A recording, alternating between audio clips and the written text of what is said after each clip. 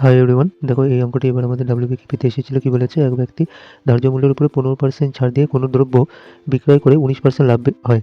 যদি কোনো রকম ছাড় না দিত তাহলে কত শতাংশ লাভ হতো? আমি ধরলাম সিপি, সেটা হচ্ছে 100, ঠিক আছে। এবারে কত পার্সেন্ট লাভ করেছে? 19%। তার মানে এটা হচ্ছে এসপি আমাদের কি দাঁড়াবে, 19% যদি বাড়িয়ে দিই তাহলে 119। এবারে বলেছে যে 15% আবার ছাড়ও দেয়, তার মানে কি হচ্ছে এমপির 15% ছাড় দেওয়া মানে 85% ডিভাইডেড বাই 100%, যেহেতু এটা ইকুয়ালস টু কি হচ্ছে, এটা তো এসপির সমান হয়, আর এসপি আমার 119, তার মানে এখানে এটা ইকুয়ালস টু 119। 5 দিয়ে কাটলে 17, 5 দিয়ে কাটলে 20, এখান থেকে এটা কাটলে 7, তার মানে এমপি আমার বেরিয়ে যাচ্ছে 140, ঠিক আছে। এবারে বলেছে যদি কোনো রকমের ছাড় না দেওয়া হতো, তার মানে কি বস্তুটি কিন্তু এমপিতেই বিক্রি হতো, তাহলে আমার কত পার্সেন্ট লাভ হচ্ছে?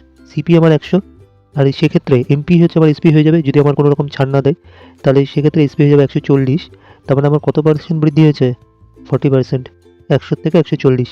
তার মানে এটি হয়ে যাবে, মানে এই 40% হয়ে যাবে আমাদের লাভের শতাংশ। এটি হয়ে যাবে আমাদের অ্যান্সার। ধন্যবাদ।